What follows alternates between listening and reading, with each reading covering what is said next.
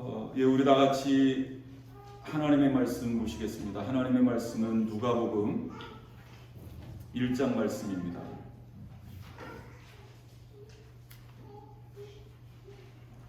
누가복음 1장 46절에서 55절까지 말씀입니다.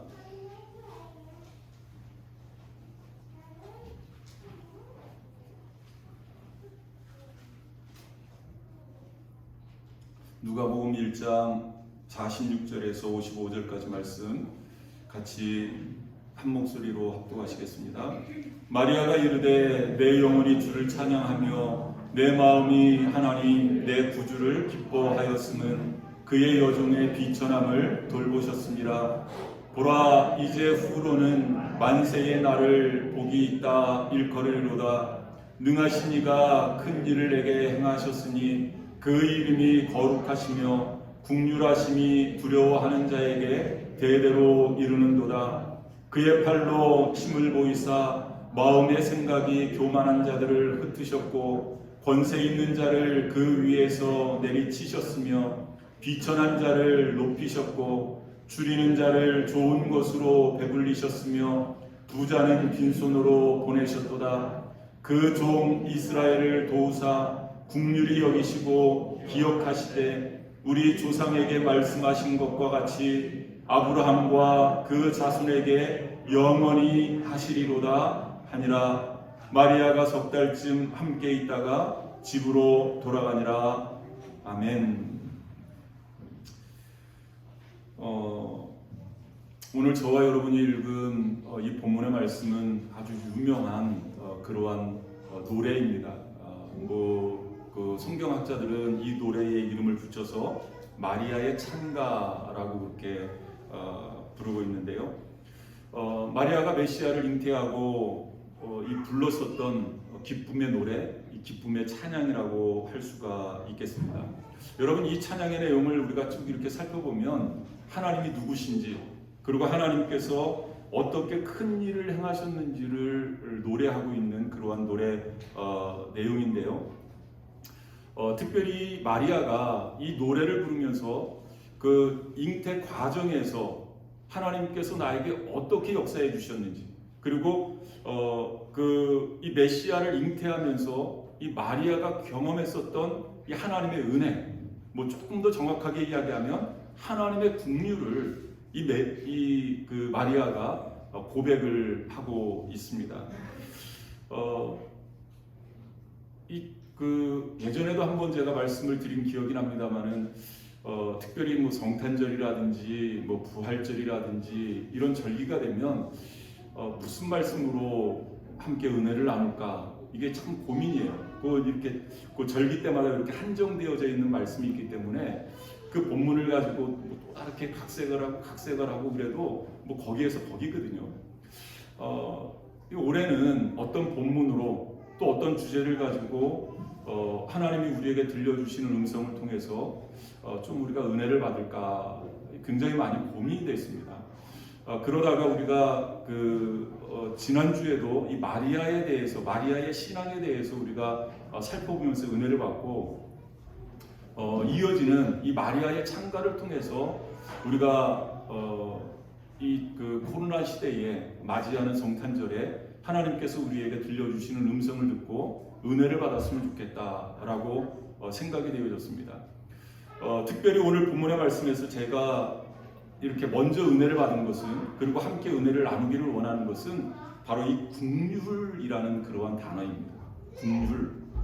우리가 신앙생활하면서 많이 들었었던 그러한 단어 아니겠습니까? 하나님의 국률이 여기심, 이런 단어를 많이 들었습니다. 그런데 이 국률이라는 이 단어가 특별히 이 코로나 시대에 어떻게 보면 모든 일상이 다 깨져버린 것 아니겠습니까? 이 평범했었던 이런 일상들이 다 깨져버린, 어떻게 보면 좀 절망할 수밖에 없는, 또 낙심할 수밖에 없는, 이렇게 좀 어깨에 힘이 빠져버린, 빠질 수밖에 없는 그러한 상황 속에서 우리 성도님들에게 어떤 하나님의 은혜, 어떤 하나님의 말씀이 필요할까? 바로 이 국률이 필요한 때가 아닌가라고 생각이 되어져서 야 그렇구나. 뭐 우리가 또 지난 시간 마리아의 신앙의 자세를 살펴보기도 했고 또 이어지는 이 마리아의 찬가를 통해서 이 마리아가 경험했었던 하나님의 긍휼을 이 2020년 성탄절, 특별히 코로나 시대에 맞이하는 성탄절에 저와 여러분에게 동일하게 하나님의 긍휼이 임했으면 좋겠다. 그냥 임하는 것으로 끝나는 것이 아니라 마리아가 경험했었던 그 하나님의 긍휼을 저와 여러분들도 경험했으면 좋겠다라는 생각에서 오늘 이 본문의 말씀을 이렇게 선택을 했습니다. 여러분 오늘 본문 50절 말씀 한번 보시기를 바랍니다. 같이 한번 읽어보겠습니다. 긍휼하심이 두려워하는 자에게 대대로 이르는도다. 긍휼하심이 두려워하는 자에게 대대로 이르는도다. 그리고 또 이어지는 54절 말씀 보니까 그 종 이스라엘을 도우사 긍휼히 여기시고 기억하시되, 이 긍휼을 두 번씩이나 반복해서 이 마리아가 고백을 하고 있는 거예요. 그러니까 이 마리아가 그 메시아를 잉태하면서 이 하나님의 은혜를 경험했는데 하나님의 어떤 은혜를 경험했느냐? 바로 이 하나님의 긍휼을 경험한 겁니다. 하나님의 긍휼. 뭐 긍휼 그러면 뭐 우리 어른들은 뭐 또 이렇게 청년들도 뭐 충분히 이해가 되리라라고 생각이 되어지지만 뭐 우리 학생들은 이 긍휼이 뭔가 은혜입니다. 은혜. 영어로 하면 mercy 뭐 이 정도 뭐 grace라든지 뭐 그런 의미와 동일하다라고 생각이 되어집니다. 그런데 이 긍휼이라는 것은 은혜와 동일한 의미를 가지고 있습니다만은 이 은혜보다는 더 강력한, 좀 더 이렇게 우리에게 다가오는 그 의미가 훨씬 더 크다라고 할 수가 있겠습니다. 이 긍휼이라는 이 단어는 이 비참함의 상태 속에서 베풀어지는 하나님의 사랑. 내가 지금 비참함 속에 있는데 하나님께서 나에게 사랑을 베풀어 주시는 거예요. 하나님께서 나에게 은혜를 베풀어 주시는 거예요. 이게 바로 긍휼이라는 거죠. 뭐 은혜도 마찬가지입니다만 뭐 거의 유사한 그러한 의미가 있습니다만은 조금 더 이 긍휼이라는 단어가 강도가 조금 더 세다라는 것을 여러분들이 이해를 하셨으면 좋겠고요. 특별히 뭐 평상시에 맞이하는 그러한 성탄절이 아니라 이 코로나 시대에 이 우리가 성탄절을 맞이하면서 우리에게 무엇보다도 필요한 것이 바로 이 하나님의 긍휼이 아닌가라고 생각이 되어집니다. 그런데 여러분, 이 하나님께서는 긍휼이 하나님, 뭐 긍휼이 뭐 이렇게 많으신 하나님이라고도 표현을 합니다만은 또 성경에 보면 긍휼이 풍성하신 하나님, 뭐 우리에게 찔끔 주시고 마시는 그런 하나님이 아니라 긍휼이 풍성하셔서 좀 이렇게 뭐 가랑비 정도로 이렇게 옷이 적고 많은 것이 아니라 마치 소낙비처럼 내려서 우리가 흠뻑 젖을 수 있는 하나님의 은혜가 우리에게 소낙비처럼 내려져서 하나님의 긍휼하심이 소낙비처럼 내려져서 그 긍휼에 우리가 흠뻑 젖을 수 있도록 긍휼에 풍성하신 분이 바로 하나님이시다라고 성경은 말씀하고 있습니다. 그러면 이 마리아가 여러분 첫 번째 성탄절을 맞이한 것 아니겠습니까? 첫 번째 크리스마스를 맞이한 것 아니겠습니까? 이 마리아가 첫 번째 경험했었던 하나님의 긍휼은 어떤 것인가? 오늘 본문의 말씀을 보니까 여러분 48절 말씀 보면 그의 여종의 비천함을 돌보셨습니다. 그의 여종의 비천함을 돌보셨다. 우리가 지난주에도 말씀을 드렸습니다마는 마리아는 겸손했다. 이 겸손한 여종이다. 그래서 하나님께서 그 겸손한 마리아를 쓰신 것 아니겠습니까? 이 마리아 스스로도 나는 비천하다. 여종의 비천함을 돌보셨다. 라고 말씀을 하고 있어요. 그리고 또 하나 중요한 단어가 있는데요. 좀 전에 우리가 읽었었던 50절 말씀 보니까 긍휼하심이 어떤 사람에게 다가온다고 말씀하고 있습니까? 두려워하는 자에게. 지금 마리아가 뭐 하고 있는 거예요? 두려워하고 있는 겁니다. 이 두려워하고 있는 그 마리아에게 하나님의 긍휼이 임한 겁니다. 또 비천히 여기는 이 마리아에게 하나님의 긍휼하심이 임한 것이다. 마리아가 그것을 지금 경험하고 있는 거예요. 여러분, 마리아는 스스로를 비천한 여종이다 라고 그렇게 고백을 하고 있어요. 이 비천하다, 이것은 아주 낮은 신분, 아주 그 신분이 낮은 상태를 나타내주고 있는데요. 여러분, 이 단어에서 우리가 느낄 수 있는 어떤 느낌은 좀 이 마리아가 물론 겸손한 마음입니다만은 이 겸손함 속에 어떤 열등감이 있지 않을까. 여러분, 그때 당시에 가장 화려했었던 도시, 그리고 어떤 석학들이, 그리고 어떤 지식인들이, 좀 이렇게 권세 있는 사람들이 모여 사는 곳이 어디였습니까? 예루살렘 아닙니까? 반면에 이 마리아가 살고 있었던 이 나사렛이라는 동네는 아주 천한 사람들이 모여 사는, 그리고 이 나사렛이라는 곳은 이 교통의 요지이기 때문에 많은 사람들이 이렇게 왕래하는 그러한 곳이었습니다. 그러면서 좀 이렇게 이 안 좋은 일들, 어떤 성매매가 이루어진다든지 이러면서 아주 이렇게 좀 천한 사람들이 모여 사는 그러한 동네였었다고요. 그래서 여러분, 예수님을 가리켜서 나사렛 예수라고 이야기를 하잖아요. 그것이 사실은 나사렛 지방에서 이 자라나신 예수님을 가리키는 그러한 의미도 있습니다만은 좀 예수님을 이렇게 좀 비하하는, 너 나사렛에 태어났지? 그 천한 사람들이 모여 사는 그런 나사렛에 태어났지? 그렇게 예수님을 비하하는 그런 의미가 있다고. 그래서 나사렛 사람 그러면 에이 천한 사람이구나. 나다나엘이 이야기했었던 것처럼 나사렛에서 무슨 선한 것이 날 수 있겠느냐 이야기했었던 그 의미가 바로 그런 의미라고 할 수가 있습니다. 마리아의 나는 비천한 여종이다 라고 이야기하는 그 의미 속에는 어떤 열등감이 있는 겁니다. 다른 사람과 비교해서 나는 열등한 사람이구나, 나는 비천한 사람이구나 라는 그러한 열등감을 가지고 살아갔었던 그러한 이 마리아의 모습, 이 소녀의 모습을 우리는 어느 정도 이해할 수 있습니다. 뿐만 아니라 지금 이 마리아는 두려워하고 있는 겁니다. 뭐 때문에 두려워하고 있습니까? 처녀의 몸으로 아이를 임신하지 않았습니까? 여러분, 얼마나 마음이 두렵겠어요. 물론 하나님의 영광을 위해서 하나님의 도구로 쓰임받는다는 그러한 어떤 자부심도 있습니다만 실질적으로 느끼는 이 마리아의 심정은 두려움이 앞섰을 것입니다.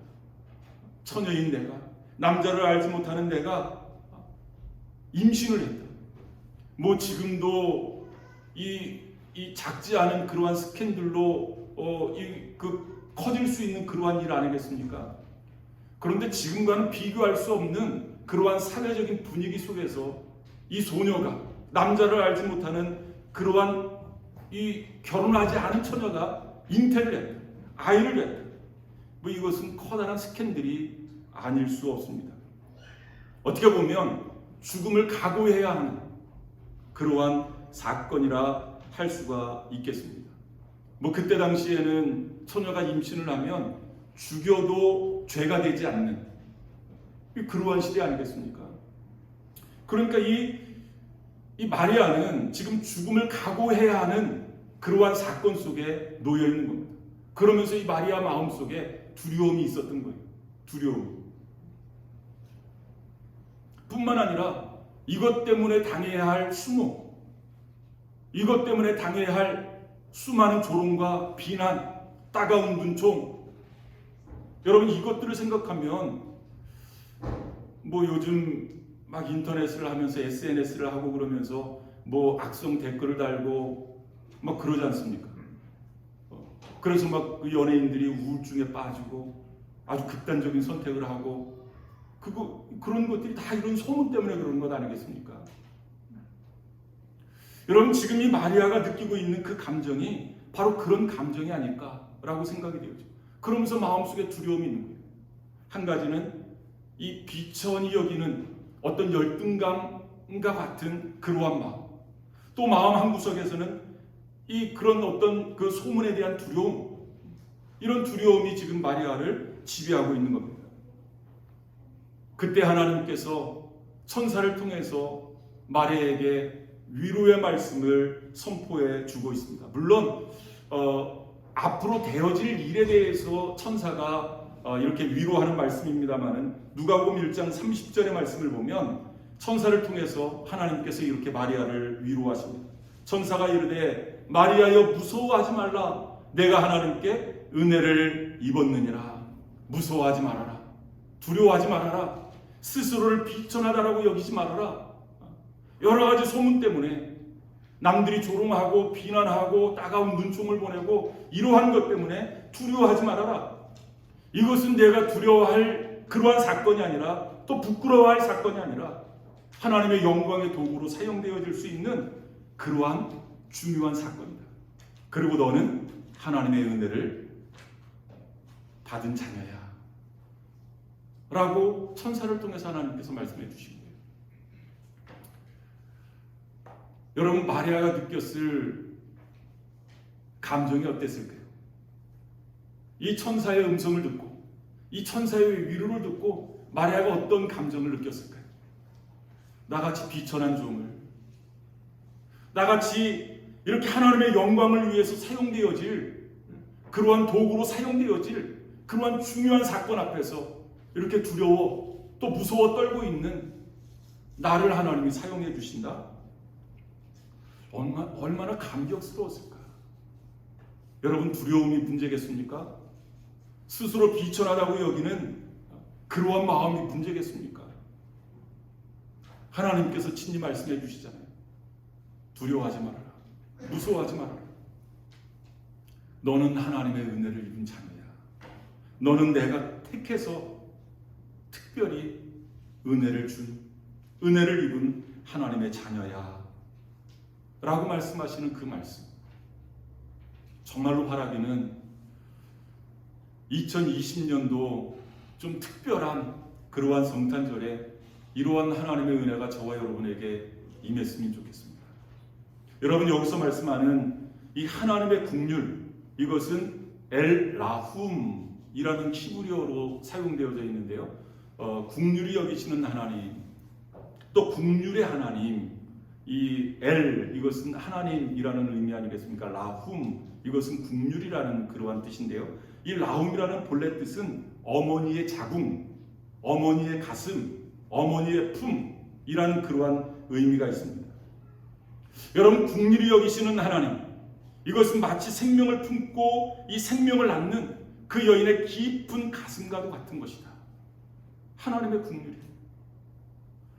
긍휼이 내게 임하면 그 하나님의 따스함을 이 가슴 속에서 느낄 수 있는 그 따스함, 또 어머니의 자궁처럼 어떤 이 포근함과 이 안전함을 느낄 수 있는 그러한 하나님의 은혜라는 거죠. 여러분, 이런 하나님의 긍휼히 여기심을 경험할 수 있는 그러한 복된 성탄절이 되시기를 바랍니다. 혹시 어떤 열등감 속에 빠져 계신 분이 계십니까? 다른 사람들은 다 좀 뭐가 이 어려운 상황 속에서 되는 것 같은데 그 사람들과 비교해서 나는 좀 이렇게 열등한 것 같고 좀 뒤처지는 것 같고 그런 느낌이 있을 수 있잖아요. 또 본의 아니게 이 코로나 때문에 뭐 자가격리를 하고 뭐 집에 이렇게 갇혀 있고 그러면서 또 외로움을 느낄 수 있거든요. 또 우울해질 수 있거든요. 이런 저와 여러분에게 하나님의 긍휼이 필요할 줄 믿고요. 이러한 저와 여러분에게 하나님께서 긍휼을 베풀어 주셔서 다시 한번 힘과 용기를 얻을 수 있는 그런 은혜의 시간이 되실 수 있기를 바랍니다. 그러면 이런 하나님의 긍휼이, 이 하나님의 긍휼하심이 마리아에게만 임했을까요? 저는 그렇지 않다고 봅니다. 이 하나님의 긍휼이 저와 여러분에게도 임한 줄 믿습니다. 이 하나님의 긍휼히 여기심을 우리가 경험했기 때문에 오늘 이 자리에 나와 이렇게 성탄 예배를 드리게 된 줄 믿습니다. 여러분, 만약 우리가 하나님을 믿지 않았다면, 만약 우리가 예수님을 믿지 않았다면 뭐 이 시국에 이 자리에 나와 앉아 있겠습니까? 이렇게 뭐 여러 사람들이 모이는 이 자리에 이렇게 나올 수 있겠느냐? 우리가 예수님을 믿었기 때문에 이렇게 나온 것 아니겠습니까? 뭐 여러 사람들에게 이렇게 어떻게 예수님을 믿었냐라고 이렇게 질문을 하면 뭐 무엇 때문에 이렇게 예수님을 믿었다라고 대답을 합니다만은 또 많은 경우 뭐 어찌어찌 하다가 뭐 어쩌다가 예수님을 믿었다 뭐 이렇게 대답하는 사람들을 많이 이렇게 만나보게 돼요. 또 뭐 부모가 믿었기 때문에, 아니면 뭐 남편이, 아니면 아내가, 아니면 자녀들이 믿었기 때문에 이렇게 예수님을 믿게 됐다라고 이야기하시는 분들도 있습니다. 여러분, 어찌어찌 하다가 믿었든, 여러분 그것도 은혜 아닙니까? 부모 때문에 믿었든, 아니면 뭐 아내 때문에, 남편 때문에 믿었든, 뭐 자식들 때문에 믿었든, 여러분 그게 바로 하나님의 은혜라는 거죠. 만약 우리가 하나님을 알지 못했다면, 만약 우리가 예수님을 믿지 못했다면, 한번 여러분들 뭐 필요 없는 상상입니다만은 한번 그것을 한번 생각해 보세요. 그 끔찍한 그 상황을 한번 여러분 생각해 보세요. 내가 예수님을 믿지 못해서 정말로 땅의 것을 추구하고 그렇게 살다가 지옥 갈 수밖에 없는 그러한 인생이라면 여러분 얼마나 끔찍하겠습니까? 어찌어찌 하다가 믿었든 그것도 하나님의 은혜라는 거죠. 부모 때문에 믿었든 뭐 억지로 끌려나와서 믿게 되었든 그것이 하나님의 은혜라는 거죠. 여러분 에베소서 2장 8절에서 9절 말씀 보면 그래서 우리는 이런 고백을 할 수밖에 없다는 거죠. 너희는 그 은혜에 의하여 믿음으로 말미암아 구원을 받았으니 이것은 너희에게서 난 것이 아니요 하나님의 선물이라. 행위에서 난 것이 아니니 이는 누구든지 자랑하지 못하게 함이라. 너희가 그 은혜를 인하여 믿음으로 말미암아 구원을 얻었다라고 말씀하고 있어요. 이것이 너희에게서 난 것이 아니라 누구의 선물이다? 하나님의 선물이다.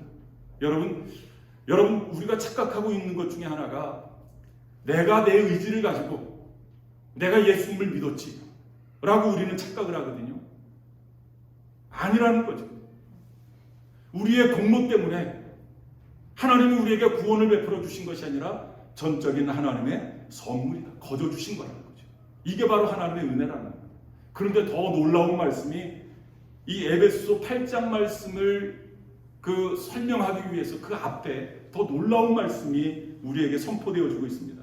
에베소서 2장 4절 5절 말씀 보니까 긍휼이 풍성하신 하나님이 우리를 사랑하신 그 큰 사랑을 인하여 허물로 죽은 우리를 그리스도와 함께 살리셨고 너희는 은혜로 구원을 받은 것이라.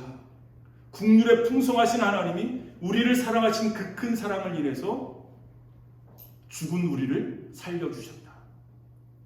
여러분 죽을 수밖에 없는 우리가 아니라 이미 죽어버린 우리였습니다. 죄로 말미암아 이미 죽어버린 저와 여러분을 긍휼이 풍성하신 하나님께서 그 긍휼로 우리를 살려주신 겁니다. 여러분 이것을 믿으시기를 바랍니다. 이것은 너희는 은혜로 구원을 받은 것이다 라고 가로해서 설명을 하고자 해요. 특별히 그것을 강조해서 은혜로 구원을 받은 것이다. 여러분 이것이 바로 긍휼이라는 거죠. 이 은혜가 바로 긍휼이라는 거죠. 여러분 이런 긍휼을 저와 여러분들이 받았는데, 이런 은혜를 저와 여러분들이 받았는데 그 은혜에 합당한 삶을 우리가 살고 있습니까? 지난 세월은 그만두고라도 여러분 올 한 해만 놓고 보더라도 솔직히 가슴에 손을 얹고 생각해서 내가 이런 하나님의 긍휼을 받았는데, 이런 하나님의 은혜의 선물을 내가 받았는데 거기에 합당한 그러한 삶을 살고 있는가? 여기에 자신 있게 나는 그런 삶을 살았습니다 라고 자신 있게 이야기할 수 있는 사람이 그리 많지 않으리라고 생각이 됩니다. 그런데 놀라운 것은 그럼에도 불구하고 여전히 하나님께서는 저와 여러분들을 사랑하시고 여전히 저와 여러분들에게 긍휼이 풍성하신 하나님께서 여전히 긍휼을 베풀어 주고 계신다는 겁니다. 여러분 이게 놀라운 은혜 아니겠습니까? 저는 이 성탄절을 맞이하면서 이 하나님의 긍휼을 묵상하는 시간을 갖게 됐고요. 동일하게 여러분들도 이 하나님의 긍휼이 임해서 이 하나님의 긍휼을 경험할 수 있는 그런 시간이 되어졌으면 좋겠습니다. 우리에게 오신 예수님은 하나님이십니다. 하늘 영광 보좌를 버리시고 우리와 함께 계시고 싶으셔서, 함께 있고 싶으셔서, 어떻게 보면 우리에게 긍휼을 베풀어 주시기 위해서 낮고 천한 모습으로, 말구 위에 아기의 모습으로 오셨습니다. 그래서 여러분 시간이 되시면 오늘 주보에 보면 마스크의 예수, 이 마스크 쓰신 예수님에 대해서 이렇게 쭉 어떤 노 목사님이 시를 쓰셨는데요. 여러분 예수님은 좀 우리가 이렇게 동떨어져 계신 그러한 분이 아니라 우리 아픔을 채울하시는 분이시다. 우리의 아픔을 함께 느끼시는 분이시다. 내가 어디가 아픈지, 왜 아픈지, 어떻게 아픈지, 내가 느끼는 절망이 무엇 때문이지, 나 몰라라 하시는 분이 아니라 함께 느끼시는, 함께 채울하시는 분이시다. 그러기 위해서 우리에게 오셨다는 거예요. 여러분, 우리가 맞이하는 이 성탄의 의미를 우리가 제대로 깨달으려면 바로 이 예수님을 우리가 경험해야 될 줄 믿습니다. 나의 아픔을 함께 느끼시기 위해서